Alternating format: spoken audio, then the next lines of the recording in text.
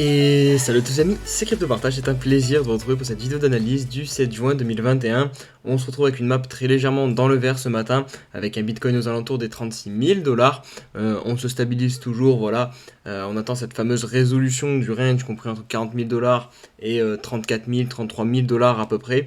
La dominance aussi qui continue de chuter, c'est important de le notifier, ça elle passe sous les 42%, donc 41,50%. Du coup on a des perfs intéressante du côté des altcoins avec Ethereum qui se maintient bien aux alentours de 2800 dollars. On a Solana aussi à 44 dollars plus 10%. On verra qu'il y a une petite news sympa du côté de Solana dans quelques instants. On a aussi Matic qui est bien dans le vert, 1,70 dollars, le Telcoin, Compound, Nexo, FTM. Et puis voilà. Comme toujours, n'oubliez pas de mettre un petit like et un petit commentaire pour soutenir la chaîne, hein, tout simplement, la permettre de se développer. Et pour tous les nouveaux, n'hésitez pas à vous abonner et nous rejoindre sur le Discord, Insta et sur Twitter. Le marché toujours bloqué dans l'extrême peur, c'est ce que nous indique le Crypto Fear and Greed. Ce matin, on est positionné sur 15, donc c'est quand même extrêmement bas, quasiment très proche des plus bas qu'on a connus les derniers jours, donc à 10. C'est extrêmement étrange, puisque on a quand même des bonnes news qui tombent en ce moment sur Bitcoin, avec notamment les pays qui rentrent un petit peu dans la danse en commençant par légaliser le Bitcoin en le rendant comme une monnaie officielle. C'est ce qui se passe du côté du Salvador. Et là, vous allez voir qu'on a un nouveau pays qui a déclaré quelque chose sur Bitcoin aujourd'hui. Donc voilà, on a quand même des bonnes news qui tombent, mais malgré ça, le marché reste un petit peu pétrifié. Et en même temps, je vais le répéter, mais c'est normal, hein, on a quand même subi un énorme crash de plus de moins 50% en l'espace de quelques heures. Et ça, vraiment, dans la tête, c'est surtout en fait que personne ne s'y attendait. Donc vraiment, ça a traumatisé pas mal de personnes, je pense. Et il faut vraiment que le marché respire, se calme et reprenne confiance. Et ça, ça prend du temps. Et c'est ce que nous démontre cet indicateur. Allez, comme dit en intro de vidéo, on a un nouveau pays qui s'intéresse au Bitcoin et qui va faire une grosse annonce dans la semaine. C'est ce que nous dit ce message. Donc le pays, c'est le Paraguay, donc pays d'Amérique du Sud. Et la personne qui s'est exprimée, c'est donc Carlitos Herrera, un haut parlementaire du pays. Alors il dit tout simplement que voilà, le pays doit avancer avec la nouvelle génération, que c'est un moment très important, que c'est leur moment là actuellement. Et comme vous pouvez le constater, il termine avec un to the moon pour le Bitcoin et PayPal. Donc une annonce qui va avoir lieu cette semaine apparemment de ce qu'il nous dit. Donc ça va suivre avec l'effet de Salvador hier qui ont annoncé qu'ils rendaient le Bitcoin comme monnaie officielle dans leur pays. Alors peut-être que ça va être exactement la même news, on ne sait pas encore, mais force est de constater que voilà, peut-être que Salvador a appuyé sur la machine, sur le bouton on, et que voilà, on va avoir en cascade énormément de pays qui vont suivre derrière et se lancer et officialiser le Bitcoin comme monnaie officielle. Et ça évidemment c'est très intéressant pour la suite de l'histoire du Bitcoin. Nayib Bukele, donc c'est le président de Salvador, qui enchaîne aujourd'hui en rajoutant quelques petites précisions qui va intéresser, je pense, tous les crypto-investisseurs. Alors, il n'y aura pas de taxation sur les plus-values faites par le Bitcoin, puisque ça devient une monnaie officielle.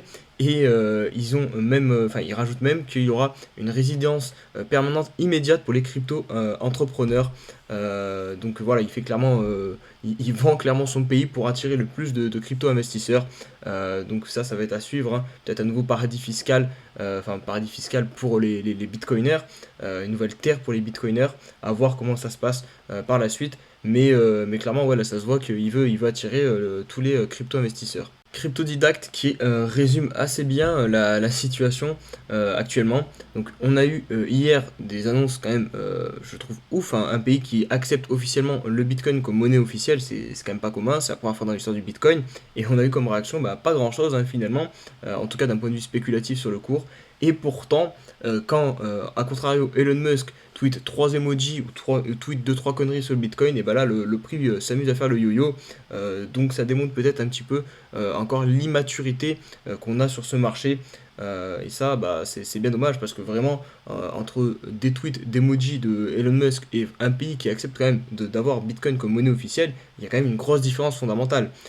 Et ça, c'est un petit peu dommage que ça soit pas pricé comme il se doit. Après voilà, ça reste le jeu de la spéculation, où la spéculation souvent elle est peut-être irrationnelle Donc c'est aussi pour ça que voilà, Elon Musk, voilà, il est devenu un peu un mème. C'est aussi quand même une des personnes les plus riches sur Terre. Donc voilà, forcément, ses tweets sont interprétés fois 10 000. Et puis c'est comme ça, il faut vivre avec. Mais généralement, tout ce qui est voilà, ces news très fondamentales, enfin, qui vont améliorer le fondamental du Bitcoin, comme l'officialisation des paiements en Bitcoin dans des pays, tout ça, les personnes qui investissent réellement sur Bitcoin pour du long terme, elles vont le retenir. Et ça va être pricé en fait sur du long terme. Enfin, en général, moi je vois les choses comme ça. Parce que l'actif grandit, s'améliore. Certes, sur le court terme, ça fonctionne pas. Mais le court terme, enfin, c'est exclusivement pour les spéculateurs court terme. C'est pour les joueurs. Voilà, c'est ceux qui vont réagir au tout d'Elon Musk. Mais pour du long terme, vraiment, ça améliore la condition du Bitcoin. Et vous inquiétez pas, Bitcoin vaudra plus cher plus tard. En tout cas, moi personnellement, c'est vraiment comme ça que je le ressens. Et on va conclure par Solana qui continue son développement. La blockchain qui se classe maintenant 15e à peu près en termes de market cap. Qui vient de lever au moins 300 millions de dollars pour continuer son développement, entre 300 et 450 millions de dollars exactement. On n'a pas eu les chiffres exacts, hein, mais oui, la plateforme de Solana, enfin la blockchain Solana continue. Nul doute qu'il faudra compter sur cette blockchain dans le futur, hein, parce qu'elle est très soutenue par Sam Bankman-Fried, donc qui est tout simplement le fondateur de FTX, hein, FTX qui devient de plus en plus une machine, hein. Je vous en ai parlé hier d'ailleurs avec son partenariat notamment avec le Miami Heat. Et c'est pas tout, ils ont aussi sponsorisé une équipe d'e-sport. Donc vraiment, ils se développent de plus en plus. Et tout cet écosystème, voilà, ça va porter Solana. Solana, voilà, c'est une blockchain très intéressante, hyper rapide. Donc à suivre. Allez, on va poursuivre avec l'analyse du Bitcoin. Donc, vous pouvez le constater, on est toujours dans ce range, cette espèce de triangle de compression que je viens de vous mettre en 4 heures, hein, finalement. Alors, j'avais plus un triangle ascendant sur le daily, mais je vais vous expliquer pourquoi dans quelques instants. Là, on va se concentrer sur le 4 heures. Alors, sur le 4 heures, vous voyez que depuis pas mal de bougies, on est en train vraiment de stabiliser. On a très très peu de volatilité. On tourne autour des 36 000 dollars. Ce qui est intéressant, on va le voir aussi sur le daily, c'est qu'on n'a pas perdu l'oblique basse ici. Donc ça, c'est un point très intéressant qu'il ne faut pas perdre évidemment. Mais vous voyez, on commence vraiment à approcher à la fin du triangle. Donc on devrait avoir un mouvement assez fort, je pense, cette semaine, hein, soit par le haut, soit par le bas. À noter quand même que les probabilités ne sont pas forcément dans notre sens, enfin dans le sens des acheteurs, puisque regardez le triangle, on est arrivé par le bas, enfin par le haut, dans une tendance baissière. Donc en théorie, c'est un truc de continuation de tendance, ça. Donc on devrait casser par le bas. Après, voilà, si je me mets sur le daily, moi je vois plutôt un triangle ascendant parce que je prends cette clôture ici et du coup je trouve ça plus puissant. Et même si on se met là, regardez, on peut remettre le triangle ici. Hop, on a deux clôtures qui ont clôturé pile sur ce niveau des 39 300 dollars. Donc je trouve plus pertinent de dire que c'est un triangle ascendant et l'oblique du bas est vraiment très belle. Alors regardez, à chaque fois on a méché pile dessus et là vous voyez on est posé dessus. J'aime pas trop ça parce qu'on commence à avoir de moins en moins de réactions. On épouse vraiment l'oblique. Et généralement, quand on reste trop longtemps voilà, sur une résistance, elle finit par casser. Donc là, il va falloir surveiller, il faudrait très vite décoller pour s'extirper de cette zone dangereuse. Parce que voilà, si on venait à casser par le bas, là pour le coup, je donne pas cher de notre peau. Je pense qu'on irait très vite voir sous les 30 000 dollars. Vous voyez qu'au niveau du RSI, on est toujours bloqué par cette zone qui nous permettrait de repasser un petit peu dans la partie boule du RSI, hein, au-dessus de 44. Et on va finir rapidement par le weekly pour constater hier où est-ce qu'on a clôturé, voir la gueule de la bougie un petit peu. Donc vous voyez, comme je vous disais hier, beaucoup d'incertitudes avec une mèche en haut, une mèche en bas.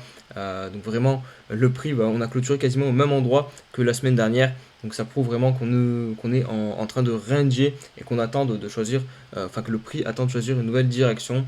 Et ça va se résoudre sur le daily avec le triangle dont je viens de vous montrer. Et on va conclure rapidement la vidéo par Ethereum qui performe mieux finalement que le Bitcoin, hein, très légèrement. C'est aussi pour ça que la dominance continue de chuter, parce que lui pour le coup il est tout proche de casser cette ligne de coup, cette résistance des 2900 dollars qui je pense nous téléporterait aux alentours des 3500 dollars en haut de cette figure, hein, de cette oblique. Donc c'est clairement l'objectif à surveiller, hein, de réussir à passer au-dessus. Sinon on pourrait se faire enfoncer plus bas et on aura un signal si on venait à clôturer en dessous des 2630 $, je pense. Hein. Vous voyez, toutes les clôtures sont effectuées au-dessus, donc c'est clairement le niveau pivot. Pareil, le RSI, on est bloqué par le niveau 52, donc ça correspond pareil à cette résistance. Donc voilà, vous avez le plan, vous avez le scénario à peu près court terme, en tout cas sur le daily, des choses qu'il faut faire, ce qu'il faut surveiller. Donc c'est une clôture au-dessus des 2900 $ et soit une clôture en dessous des 2600 $. Moi, je pense qu'il n'y a pas besoin de faire plus compliqué quand c'est assez simple comme ça sur les graphiques. Il n'y a pas besoin de rajouter 50 000 trucs. Vraiment, moi je trouve que c'est lisible comme ça et c'est ma manière d'analyser. Voilà les amis, c'est tout pour cette vidéo. J'espère qu'elle vous a plu. Si c'est le cas, comme d'habitude, n'hésitez pas à mettre un petit pouce bleu. Et on se dit à demain pour une nouvelle vidéo. Allez, ciao ciao.